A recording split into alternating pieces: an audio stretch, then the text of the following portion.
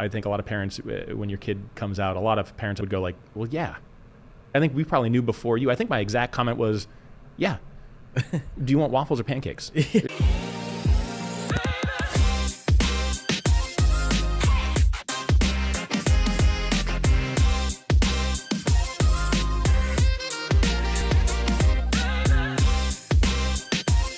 What's up, dads? This is the Rise and Dad podcast, a podcast in perspective on life as a dad from dads who are intentional about their fatherhood.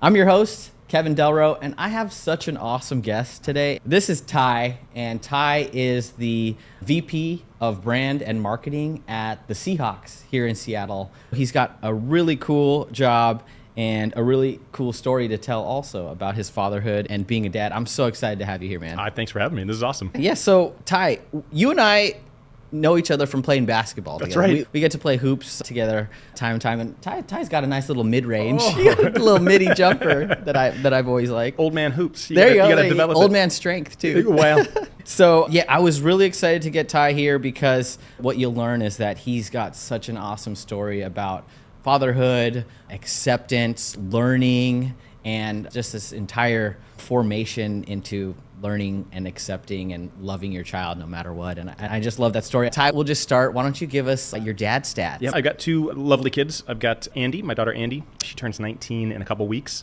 Andy's 19. She is in London going to college. She's doing fashion design over there. And then I've got Ella, who's 17. She just turned 17 a couple weeks ago. She's a junior in high school here in Seattle. And I've got a lovely wife who is the backbone of all of it. I love it. You know what? And the best part is that most dads that I talk to always say that. And I appreciate it because from a partner standpoint, like they are such a rock of that. And the other thing is like when I have people on the pod, they're like, my wife's definitely going to watch this. I'm going to say this. It's like, okay, yeah. Some point. And I know their wives too. I think the reality is you can't lie about it. For sure. They're there, sure. man, driving it, Yeah. right? They're, in a lot of cases, captain. Yeah, and the best part about fatherhood is, to me, is like learning about doing it together, right? It's such a partnership and you're learning new stuff together. It's this next phase of your relationships. With my wife, we fell in love as single people, and then you have to learn how to fall in love as partners and parents that are raising these kids. Yep. But it's definitely the support system too.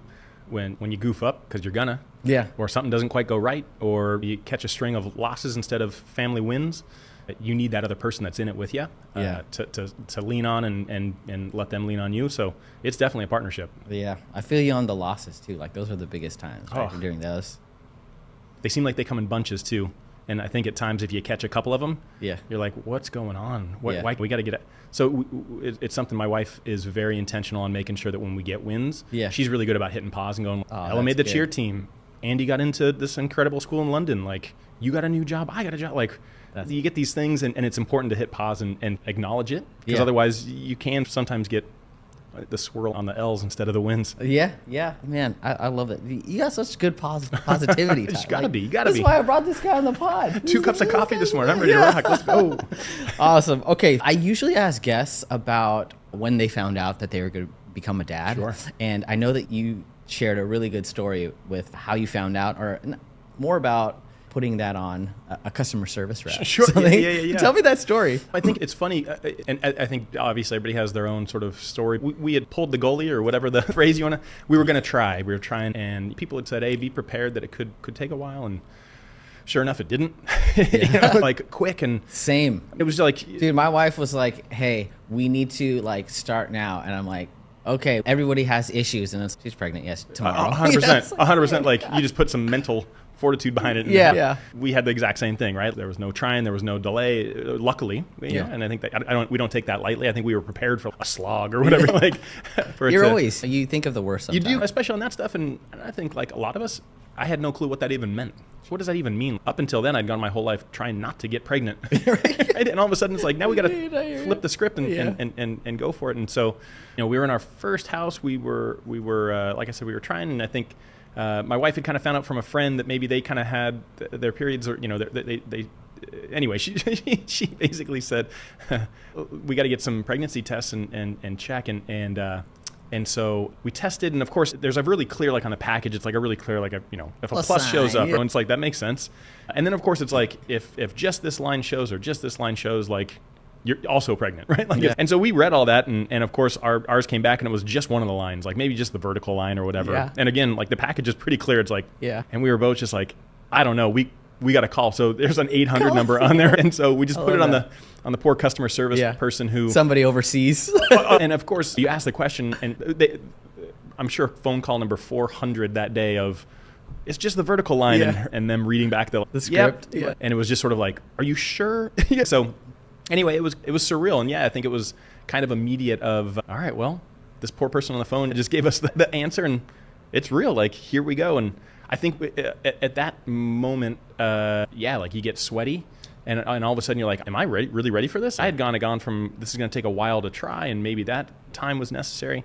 I will say that there's something beautiful about 9 months that I do think a lot of us as dads like and parents, 100%. Yeah. Like you get some time to get your legs under you, kind of catch up a little bit, and that whole process, and obviously visually, and your feeling, and all the doctor's appointments. So anyway, all of that stuff feels like that 9 months is critical to get your head on. For sure. And did you change, like, was there anything that you changed where you're like, I'm going to start working out now. I'm not going to drink anymore?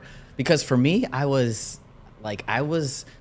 say ready. Mentally, I was ready, where I was just like, I wish it comes tomorrow. I'm ready to go. Like, I don't need to do anything. But a lot of people are different. I have a buddy who reached out to me, and he was like, they're trying, and he's, do you have any books that I should read about trying, or should I eat less of this? I'm like, dude, I don't know. Just be yourself. I think it'll be okay. No, I didn't. I probably should have. And I will go back to my earlier statement. My wife read every book. She was dialed in. She's the smart one. She's the brains of this operation, right? Like, she's CEO, CFO, COO of our team. And she did that. And she has always, through our relationship, allowed me to be whatever this is. Yeah. She's been the captain. And so I don't know that we changed things. I think she had some cravings. And I think at one point she was like, I want Taco Bell or something like that. And for whatever reason, I was like, I think you're supposed to get like chicken breast. And I think I held the line for like 2 or 3 days of, I think it's supposed to be chicken breast, no sauce. Right, yeah. And I think day 4, it was probably the way she asked. It wasn't a question anymore. It was, you're going to get me some Nacho Bel Grande something. Get it for that's me. not bad. I think, like, one thing that's great was that you're prepping for when the day comes. For sure. And when the day comes, I think your mindset was like so reminiscent of mine, where it's just, I need to do all these other things, and I need to be there for you in this way, right?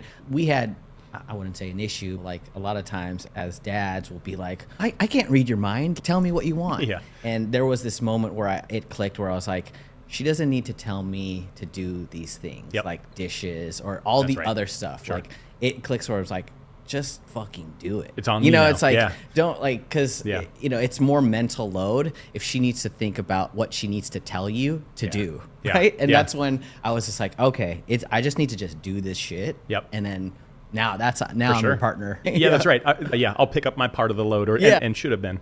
There's something crazy about, and I think maybe for me, the gravity of it, or the realization of, you're making it, like, you got a human inside there, you're making a baby, but the totality of it and the weight of it, I think I was maybe even still realizing how rad that is and how heavy that is on your partner. Yeah, for sure. Shout out to moms out there. Like, it's crazy. Like, women have kids, right? But when you're there and when you're in the moment, you're like, holy shit, there's this mental load, this physical load, the hormones, it's bonkers. Literally everything. And my wife had some issues with postpartum, and we have it so easy. We have it great. And so shout out to all the moms. Shout out to your wife. I think if it was left to us, the human population would be much smaller. The idea of having a second or a third off the table, you might accidentally get one if it was left to the dads. I like what you said when you were like, you tried your whole life not trying.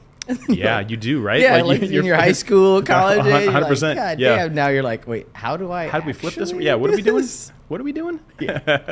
Your first comes. Do you remember when that was? Like, was I do. It's funny. My wife had called, or had gone into labor. No, she woke up early. That's right. She woke up early. And again, she's smarter. She knew she was going into labor. And she, I think, said, it was early in the morning. She said, hey, I've got contractions. I'm going to go downstairs. I think we were afraid of going to the hospital early and getting turned away with things. She went downstairs and basically labored by herself and let me sleep. And then she came upstairs and shout out to mom. I mean, right? Even in that moment, she was taking care of everybody. Everybody. And woke me up, and off we went to the hospital, and we got there, and things progressed pretty fast. And then I think epidural came in and things really slowed down. But she was a champ. I think I remember less about the sort of the pre-moment. I remember the moment when a human comes out of your most important human. Yeah, man. And I just remember, I'm still floored about that. That's one of those things that, that'll get you. Yeah, for sure. I remember my sister, when we were going in, she was like, when she comes out, when your daughter comes out, watch it. Like, watch it come out. I'm like a challenge. I'm like, okay, like we'll do that. In that moment, I knew, I was like, watch it. And it's just like, oh my gosh, it's so beautiful and amazing, and so many emotions. And Animal Kingdom also mixed in there. It's like, this is. I'm like, yo, I'm about to Lion King this thing. Bring it up. And you're shirtless because you got that. What is it? Skin to skin. Yeah, exactly. Right? Greatness. But you do, that moment sticks with you, and I think that idea of this human can do anything. Yeah. Like, get out the way. You're like, holy shit, look at what you did. Look what you just did. I was just asleep on that couch. So baby comes. Yep. They send you off. You're like driving home in the car seat that you don't even know if it's in there accurately. I mean, that's the biggest thing. I vividly remember, and it happened just again recently with college drop off, but there's this moment where, and I will connect those two things, where at the hospital, they just say, all right, bye. Yeah. And you've had people with you for a couple days, a day and a half, 2 days, thing, depending on how everything went, helping you along. And then suddenly, training wheels are off and you're out. Yeah. And it's like the door, off you go. I will say drop off at college felt the same. Oh, yeah. There's a moment where you just go, so we just leave this human here now? Oh, man. And for us, hop a plane and come back across the pond. But like those moments, I would say, are kind of interesting bookends where there's a reality of leave him or you're just going to let us go. So let's talk about in the middle there. So you're home. Yep. And then you're a dad and your kids grow older. What's the approach to fatherhood? If you're telling somebody like, hey, I've been a dad for almost 19 years. Like, here's my approach. This is what I did. What was that? Yeah, I mean, we ended up having two, and they're almost exactly 2 years apart. Honestly, I think the approach that at least we take is, or at least that I take, and again, my wife lets me be a certain way, which is I tend to be the lighthearted, and I get to be fun, but I think it's all hinged on just love for both of us, right? I got to imagine the more podcasts you do, I assume that word gets used a lot, and that approach gets used a lot, because it's all love and support, like the cliche of what the days are long, but the years are short. There's something in there where it's like, it is long, right? Man, you're up at 4 a.m. or earlier or all night, but then all of a sudden the years pass fast and you're sitting here at 19. So I think the approach has been love them and support them. And I think that's through good and bad, right? Like you're trying every to keep, moment. You're trying to keep a human grounded. You're trying to nurture and foster them. You want them on the right path so that the elementary goes well so they get to the middle school goes well so they get to that high school. Yeah. It seems like high school, like all of these decisions now, we did private school with our kiddos, trying to get them into the right schools and guide them and make sure that they're almost building these resumes seems so crazy as a public school kid who, I'm going to be 50 here in a couple months. All of that stuff seemed crazy, and you kind of do it through college. But so you're fostering and you're loving and you're supporting. You're trying to get them to be their own human. Yeah. You're trying to guide them, but not guide too much. And I think honestly what it comes back to is just loving them. Yeah. Loving them and respecting them and appreciating them. Yeah. I love that. It everybody has their own that works, and that's what's like the unique thing. I hope that everybody has a loving approach. It's like you have your own, and that's great. Yeah. And we're lucky. We've got 2 kids, I think, who we talk about this a lot. We love the 4 of us. I think when we go on vacations, we really are protective about that time with the 4 of us. We found that we love going to theater. We love kicking it at the pool and then scrape off the sunblock, get showered, get cleaned up, and then go get a fun dinner, go to a show. That's like our favorite together time. And we're lucky because we like that. Our kids like it. And we really protect that. The 4 of us, we really, really get on and enjoy each other's time. I love it. I love it's just like the just us thing. Like just it's incredible. We have this mantra in our house, and it's called us always. And love it. My wife actually has it tattooed on her. I was just going to say, it feels like that's a tattoo. It's a big back tattoo. No, it's not. It's not. Tramp stamp, us always. No. So us always, and it actually started with my wife and I, and us always was this idea that it's about us, you and I, and forever. And what that means is that we're all we got and we're all we need. Yeah. Right? All we got, all we need. Yeah. Right? And so it's like, as long as we have us, we got everything that we ever need all the time. Yeah. Now that my daughter's around, it's like, we got the three of us. We don't need anything else. That's right. The world could be burning down. Yep. But we got us. We have no food, but we got us. We're going to be all right. And I've really shared that with my daughter. Me and my wife have always been lockstep with us always. We don't need anyone else to give us happiness or make our happiness, because we got each other, and we're going to make the happiness. Yeah. I think that's right. My wife would always kind of, when we would talk with the kids early on, she would talk about, Dad's my number one. You guys, I love you guys to death. Would do anything for you. Yeah. But Dad's my OG. Like, there's, because I think it's important that the kids know that we love each other. Sure. You know, and that there's a real relationship there. You know, this group of four. Yeah, that's so huge. And one of the things that I just put so much pressure on myself, because I know that the way you love your partner is how your kids are gonna dissect what love is. They see it. Right? So, I mean, God forbid you're in a abusive relationship or something. That's what your child sees, and what they might think that is normal, and they grow up, and if something like that happens, it's like, that's just how, you know, marriages are. So I'm very intentional about speaking in the right way, loving in the right way, because I am an example of how love is. So if I'm a great husband, then my daughter is looking for a great partner that shows love in all those same ways. Yeah. Typically, that's just my theory. Maybe I'm wrong. I think it holds. Yeah. I think that pencils. Yeah. And I think you're finding, obviously, you talked about being solo with your wife, the two of you, and now with your daughter. We're finding we know empty nest is not far away. And the fact that I think that our oldest is across the pond in London gave us the four of us really got on, and she's always like, when she's home, she's in the center of the house, like at the island, right? Like the kitchen, the island, the living room are all kind of one big area, and she would always be there. Even maybe not, she might have headphones on watching a show, my oldest, but she was always there. And so having her gone has really been like, oh shit, the four of us. Yeah. Now, the benefit of FaceTime and WhatsApp and texting and these kind of things to feel, that was a real change. And so I think my wife and I have gone through this change too, right? We see empty nest in our very near future. Our daughter's excited about it. She wants to go to New York for college. She's not picking a school. She's picking a place. She wants to be in New York bad. But we see that coming on the horizon. And so I think a lot about our relationship, or it's very evident of this next phase of our relationship. What does that look like in the two of us? And it's exciting and terrifying. And, you know, how do you stay really, really connected and make sure that, like, we have fun and we enjoy each other? And you see those phases coming, I think. Everything's coming full circle. For you? It is. I hadn't, you know, it's funny. Like, I thought a lot about this podcast going on with you, and some of these things I oddly hadn't really thought. I thought my mind went into, when you talk about dadding or, you know, rise and dad, it went to adolescence, like the early years. I hadn't thought much about this current moment. Yeah. Which is crazy. Because this one I'm in. All right, Ty, we're going to get into your personal story. Okay. And I love your personal story because it's like such an area of growth for, I mean, pretty much anyone right now. I mean, it's still new. Yeah. And I'll let you tell your story about kind of your, you know, what's happened in your family. Yeah. Yeah. Yeah. So, I mean, I think, you know, we talk a lot about my daughter Ella and my daughter Andy. Andy, you know, who I said is going to turn 19 here next month, transitioned kind of over the last year and a half. You know, I think there's no date stamp. But so Andy, for the first sort of 18 years of her life, was our son Hank. Hank, in fourth grade, we were at a private Catholic school, and in fourth grade came out as being gay, and was in this small school that was like 25 kids a class, and they're one class per grade, and they are pre-K through 8th grade. You've got this group of homies that you're close with. Yeah. And he came out in 4th grade, and I will say that the community was supportive, I think. Yeah. And yet, it's not a Disney movie. Sure. There's a lot of people who don't know how to process. Sure. And I wouldn't put that on a kid either. I think as a 4th grade You might be kid, one of them.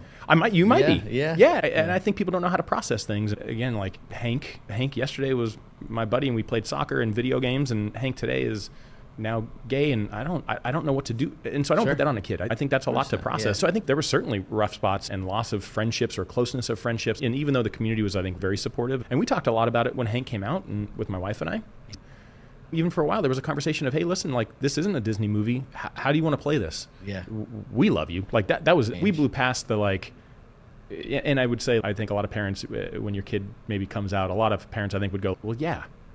Like, I think we probably knew before you. I think my exact comment was, yeah. Do you want waffles or pancakes? Yeah. You know, on with the day. Yeah, we get it. And we were jamming. And so, But I think we asked Hank at the time, this may be tricky. Do you want to, Yeah. we love you, support you, put that to the side. Yeah. What do you want to do going forward? Do you want to keep this kind of to us? Yeah. And he was certain. He was like, Dad, there's other gay kids at my school. Yeah. Older kids. Right. Nobody's out. He was Yeah. and at the time had said, I think by coming out, that potentially opens the door. How proud do you have to be to like have this person say Incredible. that? Like, yeah. Incredible. That's so great. And Yeah. so when you said you knew sooner, so tell me about like how, knew, or maybe you saw signs or Yeah. something. And then was there some sort of processing of, I don't have a son, right? Yeah. But if I had a son, I'd be like, man, we're shooting hoops every day. Yeah. We're doing guy stuff. Totally. And of course, that doesn't mean you can't do that, Yeah. but you have this idea of what that looks like. Yeah. So tell me about like that processing and that. It's funny because I do think like the lesson of dadding, Yeah. of being a dad, is that your agenda, your game plan does not matter. Yeah. Right? So check that straight away. Yeah. Put that to the side. I think, I would say early on, probably stupid cliches were probably what we assumed, right? Like the toy chest was filled with dress up and princess dress up and dolls and stuff like, and we were down. We were like, whatever you want to play with, let's get it. And so I would say like truly like stupid cliches of, Hank Likes pink. wants or to, whatever. wants to rock I remember we were little, when the kids were little, we went to Disney for a princess dress up breakfast. Sure. And he wanted to rock his, I forget if it was like Snow White or who it was. Yeah. And he was a little bit apprehensive. And we were like, dude, do Whatever it. you And I want, remember yeah. that was just who he was, right? Yeah. And yeah, I think probably stupid cliches is how we knew. And I will say throughout time, he would still play on the soccer team, like the Yeah. soccer team, because again, it's a small class. They needed They needed a warm they body. needed, they needed, and he loved it. He got really into ballet early Yeah, on. cool. Danced with the Pacific Northwest Ballet and was Awesome. actually the lead in the Nutcracker, like proud Wow. parent moment. You're crushing it, man. You're crushing it. And it was just rad. And I would Yeah. say one of those things, right? I'm a basketball player. Sure. No, you got tennis that player. mid-range. You got a I got mini jumper. that Dirk mid-range. I would say I loved tennis and basketball and football and all those things. Watching your kid love dance, I fell in love with dance. All of a sudden, I was a ballet dad. That's so great. And I was a ballet dad for 14 or 15 years until we picked him up from a You summer. would have probably never thought that. I would have never thought that. And in fact, watching, all of a sudden, things that I was watching and taking it in, and he and I would just do ballet dates, the Pacific Northwest Ballet, shout out to them. They would give these kids tickets to their shows Yeah. to keep them engaged. So we would get to go watch professionals dance. And I remember Awesome. the two of us would go. Anyway, so I was a ballet bro. Yeah. And I loved it. I would say, actually, I was so into that when he came home and said, hey, I'm done dancing. And it was like at that age, kind of 14, there's a real, hey, do you think you want to try and go professional, like really dump in time Wow. and, Yeah, yeah. and 4 days a week, 5 days a week. And Yeah. he was like, no, like I want to be able to go skiing and I want to be able to do whatever. It was actually harder. It was harder for me I was so wrapped up in being a ballet dad and loving it so much. And I had this kid who did ballet. It was actually funny. Now, all of a sudden I was like, now what's our thing? What do we do? And we tried crew and we tried all these different sports and things and nothing really hit. Our kiddo around that same time, like maybe 10, 11, 12, 13 had discovered cosmetics, makeup. Sure. And we loved that and got into really doing these like really elaborate, incredible looks. And they started off as like, I think it was I actually him. found his Instagram. It's or her crazy. Instagram. It's awesome. Like, way to be like such a creative outlet for Incredible. you. And made these friends online. There's Tons of followers. Tons That's of awesome. followers. Yeah, I mean, like that's so tons cool. of followers. Makeup companies are at the time were sending him free stuff. And he was getting a lot of recognition. And I think it started off as like costume makeup, think TV shows, movies, Sure. theater. And I think that was him kind of testing like, hey, is makeup, are you guys down if I'm into makeup? And I think that quickly got into like beauty and just, no, I wear makeup when I go out. Like makeup's part of who I am and continue to do great looks. But I think it was... Would you let her do your makeup? What's funny, 100%. I would be so down. And it's funny because she did a mashup with my wife. Yeah. And they both did sort of like these over-the-top looks. And I was like, when's mine? Damn it. Yeah, that's cool. Let's go. Yeah, Like, I'm all for it. Yeah, Sure. it's incredible. I didn't know I'd love makeup. Yeah. And I got so into it. Yeah. I got so into it and wanting to be part of it and being proud of it and telling people like, dude, you got to check out my kids' makeup, Instagram page and all that kind of stuff. And it goes back to just loving and supporting them, right? Yeah. Like whatever you're into, I'm into. In fact, I'm probably leapfrogging it. Like I'm into I'm it so going much in harder more. than you. Yes. Yeah. Like this is your thing, but Yeah. I'm so into it. And part of it, I think, is wanting to show them love and support and be there. And my wife is the same way. We were just both over the moon. She's a lovely human and compassionate and creative.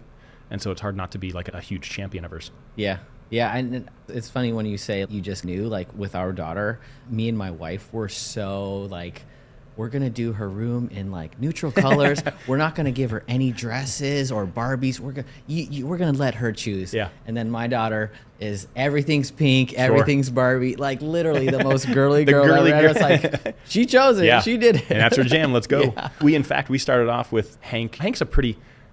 it's funny. I think my wife had a friend who had a kid named Hank, and when you're doing the name exploratory, and you didn't realize how many people you hated. Oh my God! And how many names suck, and like you're basically killing every name. Yeah. And Hank, and I remember thinking, I was like, Hank is so rad.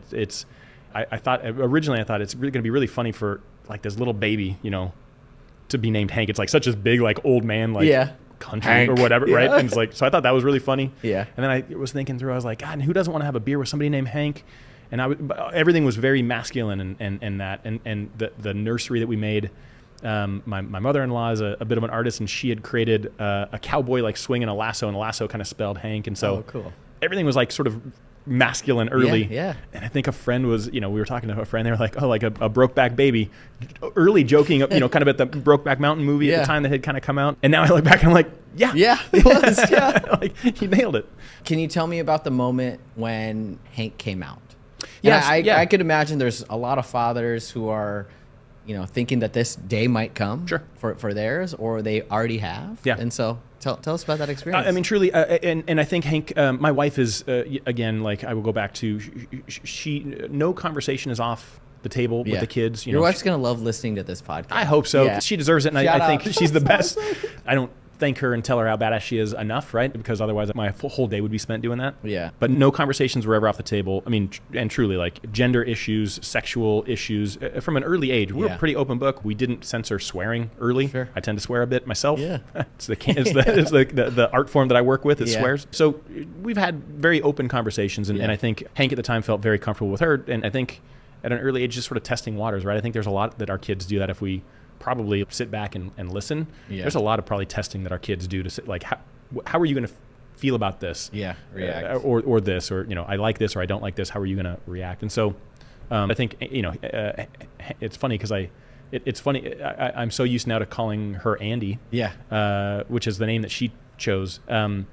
It's hard to kind of say Hank. But anyway, so Hank had told my wife, Michelle, and of course she told me, and she said, but hey, he didn't want me to tell you just yet. He wants to talk to you. And so it was, I want to say like a day or so later. Yeah. You knew it was coming. I knew it was coming. It was Christmas morning. Oh, okay. And, like our kids are going to private Catholic school, and we have never been Tell really. me after church. And I was going to say, like, we've never been real great Catholics, but we had, we were raising them in a Catholic environment. My good Catholic kid, on Christmas morning, and truly it was breakfast. Yeah. And of course I was already prepared. Yeah. I think we were. Knew what it meant? I don't think knew that Andy. I think we all knew. Like even my daughter, who was at the time 2 years younger, right? So Hank was 11 at the time. Yeah. But I think all of us kind of knew or whatever. Yeah. I don't even know how to put a category on that. But yeah, I mean, truly like breakfast. Like, hey, Dad, I think I might be gay.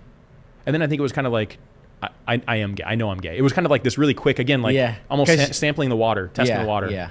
And when your reaction was like, no, I am. Yeah. I was like, cool. Yeah. I think I even uttered, like, I was like, dude, we knew before you did. Yeah. Like, we of course. And I truly said, are we doing pancakes or are we doing waffles? And that was sort of like, I think he exited the room, for a brief second and came back and we had breakfast. And I mean, truly, like, back to normal. Now, what I would say is over the years and sort of through middle school and high school, my concern was never about being gay. Yeah. My concern was, are there other gay kids that you can date and have boyfriends and go on dates with, and kind of like, it's crass, but like get reps. Yeah. Right? Like, sure. Like get in the gym and put up some buckets, like you get some shots up.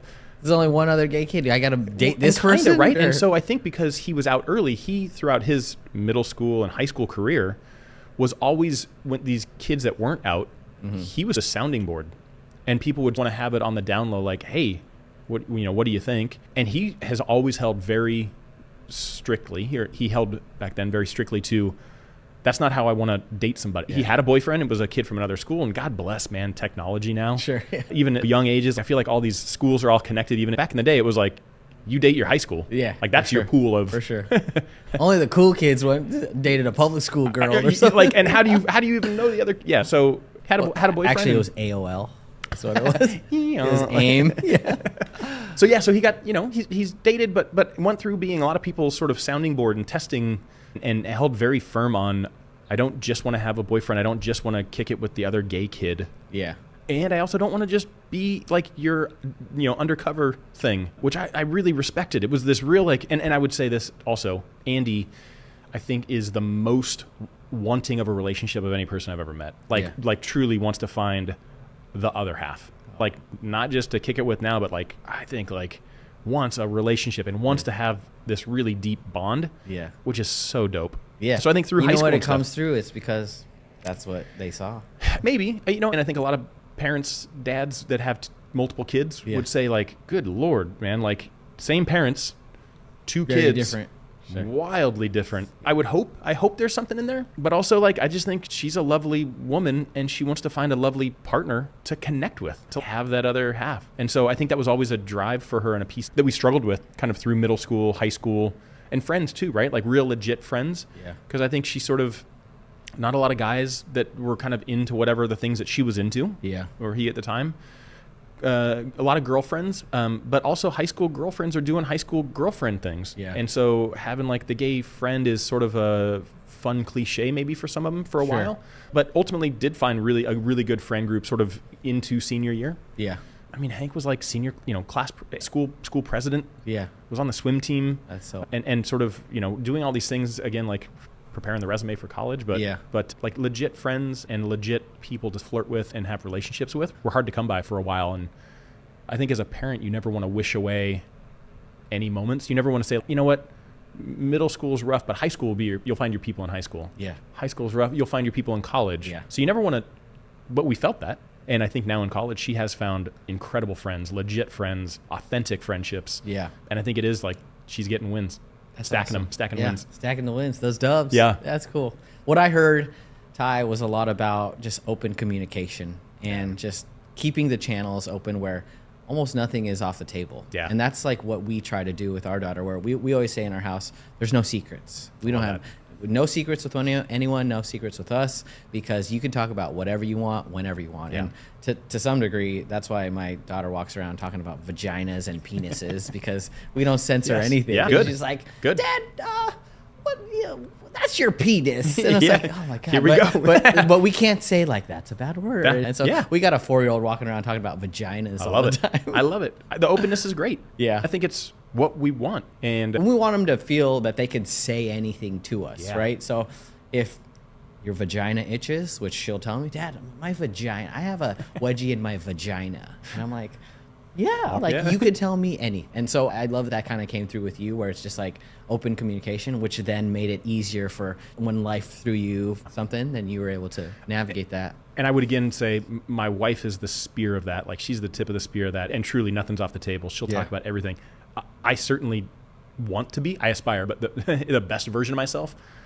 There's things where I get red faced where I'm like, are we really talking about that? Yeah. Where's this going? Yeah. It's certainly easier to be on this side of it looking back at it. I'm sure I wanted to be open, tried to be open. Yeah. But I'm sure there's stuff where I got, are we doing this? Yeah. Thankfully, a little side eye in the car. And just sort of we are talking about this, but how do we end it quick? Yeah. Because I'm uncomfortable, and props to my wife because she wanted to keep it open. She's like, this conversation, and she still does it today, right? Yeah. There's a lot that I don't know about being a trans woman, let alone living in London and medical things. There's hormones that she takes and all these things, and future discussion of hey, where do you want to go with this next? There's a million different paths you can go down, and even things like having kids yourself in the future, right? Some of these medications start to have effects on your reproductive system. Yeah. How do you give advice on that stuff?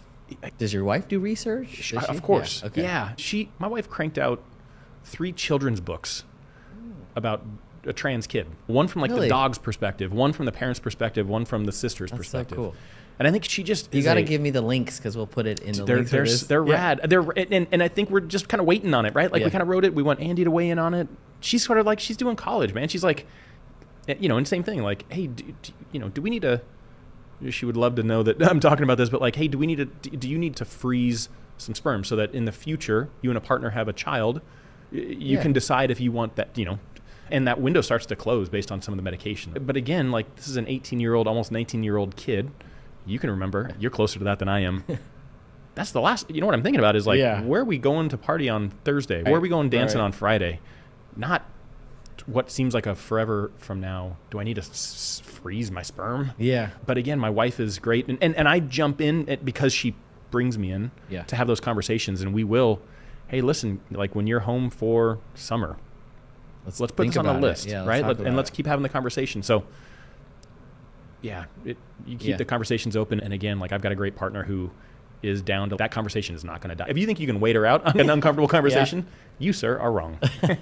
That's so She's going to get to it. And what I hear, Ty, is that like with you and your wife, you guys are so intentional about what you're talking about, what you're doing, how are you approaching things, and which is why I wanted you on this podcast, is that I'm so happy that it came through, because that's like part of why this podcast exists. It's dads talking about how they're intentional about their fatherhood. Yeah. And like everything that you say is, next summer we're going to plan this. Like we're going to do this. Of course, shit hits the fan and plans don't always happen, but you're still being intentional about addressing it or like keeping in mind. Like the fact that you're thinking about things, that's intentional to me. Like we're thinking about being a good dad. You're being intentional, right? It's like on your mind. That's good. I get the benefit too, right? Like I get the benefit. You're in it. Yeah. You're in it at 4. I get the benefit sitting here, especially today, looking back after 19 and 17 years of this, and some of the stuff I get to put by the wayside or not remember exactly correctly probably, and maybe put a little bit of rose-colored glass on it. But I will say largely, we've been really lucky. We've got really good kids. We like kicking it with them. I think they like hanging with us. We like each other. And I will say, like I go back to, we feel lucky. People have been healthy. Our families are all still healthy. And even some of the stuff, like we've had some really gnarly stuff happen, right? It's funny, until just now, I put all of that to the side and you haven't even thought about it. Truly try to focus on the wins. Winning. We are. And again, I go back to my wife. She does a great job of reminding, right? Like, and like the example I used, my youngest daughter made the cheer team. That's a win. Sure. And she found this thing she really liked, and she's a pretty quiet kid. And she said, I think I want to go out for cheerleading. And I was like, I've never heard your voice above this. You got to yell in front of the school. And she said, Dad, I really want this. I'm going to go for it. And she busted her ass and got it. That's awesome. That's a win. Our kid getting into college, win. Finding these great friends and going on these trips, wins. New jobs, like. You know what? Your kids call and text you, win. Massive win. And it's funny, my wife, again, man, it's like a homage to my wife. She discovered that when we share what we're doing. What are we doing this weekend? Mom and Dad are going, we're going to go to a happy hour tonight, and then we got something, we're going to go to a spa tomorrow. When we share a little bit about what we're doing, she is more likely to respond with a voice memo about what she's up to, which is so rad. Yeah. And she chimes in on, like, that sounds really fun. That to me is like a brand new dad learning. Of don't just ask like, hey, how was school today? When they come in, don't just attack them with like what they did. Know the two-way street and share a little bit about what you got going on. It seems to be like the holy grail, like the unlock of conversation. It's been awesome. Feel this two-way conversation. There's a Rise and Dad tip number 59 is share yourself, and your kids will share themselves. That's right. That's right. So we're getting towards the end here, but I have some quick hitter questions. Love it. The first one is, what is the best and worst thing about being a dad? Oh boy. On the easy answer on the worst, and this is true, when they're sick or when they hurt and you can't take it, you can't deflect it, or that's the worst. And it You're can like, be, I've given you Tylenol. That's all. I'm talking physical, emotional, mental, all of that. When you can't shield them from someone who's being an ass, you can't shield them from not finding a boyfriend, or the boyfriend that they like doesn't like them back. All of that stuff, let alone sniffles and coughs. That's hard, and you have to watch it. You got to watch it, and I think I'm a pretty mellow guy. I try to find the positivity. But when something like that happens to my kids, I get so mad. And it's hard to keep that obviously in check. And this is part of society. You're not going to beat anyone up. No, but that's what goes through your head, right? So I will say the hardest part of being a dad is not being able to protect them from everything. Sure. And the best part easily is their wins. Man, I remember being a kid, just celebrating them, and whatever joy, big or small. I remember being a kid and my dad giving me the last bite of his steak, or the best bite of the ice cream bar that he's got. And I just remember thinking, like, what a sucker, man. What's going like this guy just gave me the best part of the whatever. And then of course you do it as a dad, and you immediately go like, whatever joy I was going to get from that last bite of ice cream, that best bite of steak, is 100% more with my kid just getting to enjoy it. And so the really getting to enjoy their wins, their joy, I think is by far the best. I love that. And just a side note, because you're talking about eating steak, and like literally now my favorite thing about my daughter is watching her eat. I fucking love it. She's just like, as a 4-year-old just slurping a noodle or spaghetti. I'm just like in awe. And they love it in that moment. That's how much I fucking love my daughter. Yes. I just love to watch her eat. She's just like chomping and eating taffy. I'm just like, oh my God, you're so fucking cute. The classic move, right, is like your daughter will fall in love with oranges. One day she doesn't like them, next day she loves them. You go out and buy 16 pounds of oranges because you want to make her happy. Yeah. You want to, and then the next day, she's off oranges. We got a pound of satsumas that are rotting because but you go so in on their joy. I think the universal truth for dads. Yeah, 100. All right, secret to being a good dad. All right, secret to being from Ty. Yeah, here we go. I mean, it's so funny. I didn't realize how much I was going to talk about my wife. Yeah, that's the secret, man. There you go. That's huge. Yeah. That Rise and Dad tip number 62. Listen to your wife. Yeah, get a good partner and then get out the way. Yeah. All right, last question. Best advice to a new dad or a dad someone who's not a dad? Sure. Maybe it's something that you've learned. Maybe it's something that someone told you. What is it? Yeah, I think I would say be comfortable knowing that you don't know. Try to bend your knees, right? Like bumps are coming, and don't feel like you have to know it. But try and be present, be loving, and everything else will be fine. But don't beat yourself up because you don't know. And you're not going to know. And as soon as you do know, as soon as you figure something out, there's something else right behind it that you don't know. Classically, there's no manuals. And so there's no right answers. But I think if you can be present, be intentional, and love them, then you figure it out. There you go. That was the final word from Ty. Super excited and so happy that you joined this pod. I think like we have learned so much, and everybody has like great stories to tell. You have one that's resonates with so many people in here that might not get talked enough about. And so fun. I appreciate it. Thanks for having me. Thanks for sharing it. Thank you. All right.